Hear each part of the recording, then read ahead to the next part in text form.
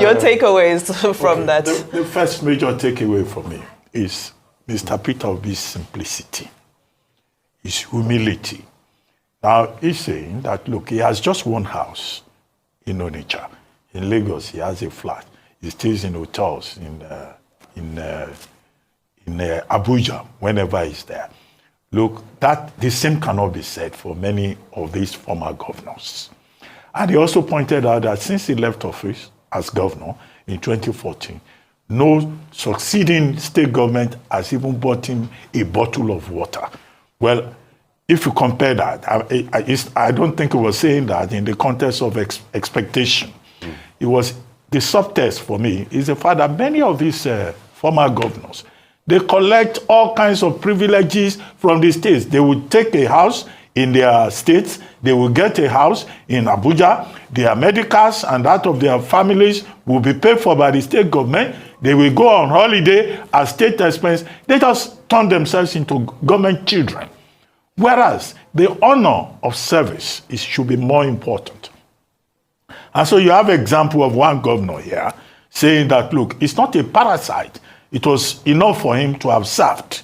And I think that that is important. And you recall that in many states of the Federation, there's been, a protest against former governors who end up living a parasitic life, living like leeches, at the people's expense in their various states. Again, about Mr. Peter Obi's simplicity. I was once on a trip to Morocco. Some of these people, when they are going to London, some people go through Libya, some people go through Turkey. They cannot afford to buy, direct flight ticket to London.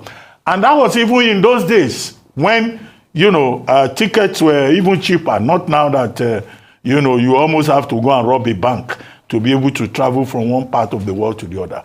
People were shocked when they saw Mr. Peter Obi inside the aircraft, inside economy class, going to London via Air Maroc. In fact, the whole aircraft, just stood up and they started clapping for him. They couldn't believe that a man with his kind of background as a businessman, a former governor, would just, take the simple route to go to London. I've seen him on the streets of London before. You will see him carrying his own bag. He doesn't have an entourage. Maybe you will see him with one person, Valentine, who was my classmate at Lagos State University. That's the only person you will see with him. And he will be walking on the streets like everybody else. So the humility that he brings to the task, the simplicity that he brings to it, the humanism, his lack of pretense, I think is something to be said for him. And it came through in that interview. Second is the record of his performance as governor in Anambra State. Now, as governor in Anambra State, well, you can benchmark whatever he says about education, about government house, and all of that against, the people of Anambra. In the Anambra will have their own assessment of, what has happened, how each governor has performed. But how I wish every other Nigerian that has encountered Peter Obi will be coming out to be giving us their experience about the man. We will be able to be seeing the real person that Peter Obi is. And did you notice what he said? That everybody in the plane stood up and they were clapping for him. Why? Because it is unusual in Africa for a politician who had even made money before coming to government to still be living his normal life. Because politicians have made us believe that they are invincible and there is a style that they must live. They make us believe that they are no longer ordinary citizens like us.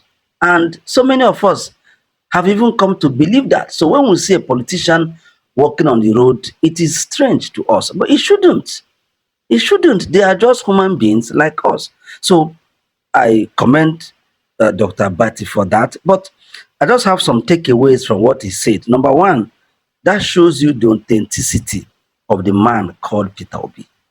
That this man is not trying to pretend. This man is just being himself. That Peter Obi is authentic. Peter Obi is not trying to impress you. Peter Obi is not trying to make you see him like anything special. Peter Obi is being Peter Obi, which is rare among politicians. So the first take I will take from them is the authenticity of this man. The second thing I will also point out from there is it shows you how this man prudently spends money. And that is what we need in Nigeria. We don't need people that waste our money. This man understands the value of money, understands that money shouldn't be wasted. You see him donating millions. What this man has donated from since 2023 till now, if one sits down to calculate it, it may have been up to maybe even 1 billion. I've not checked it, but it's possible. Yet, that shows you that he doesn't have problem of spending, but he wants to spend money effectively. He wants to spend money where money should be. So, and that is his own style. So, and that is the type of person that we need to be our president. Someone that understands the value of money, understands that money is not meant to be wasted. Money is not meant to just be spent as it comes. That money has to be properly utilized. That you have money doesn't mean that you must just be spending it. That you have to spend it wisely.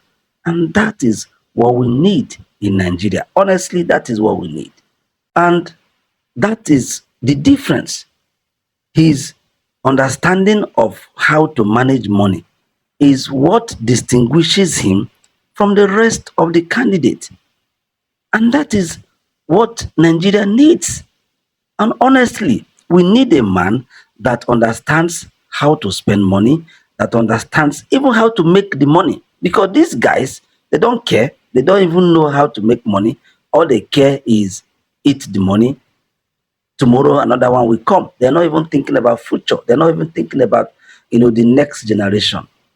So, having said that, it is clear and it is obvious that as at today, with the crop of politicians that we have, the only person for now that is bringing out himself that can manage Nigeria, manage our economy, manage our security situation is Peter Obi.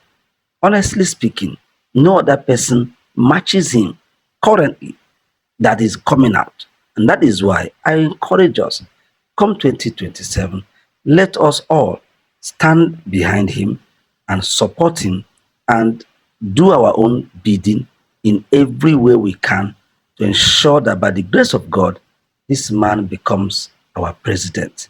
Thank you so much for your time. Remember, a new Nigeria is possible. And Peter Obi is coming. God bless you.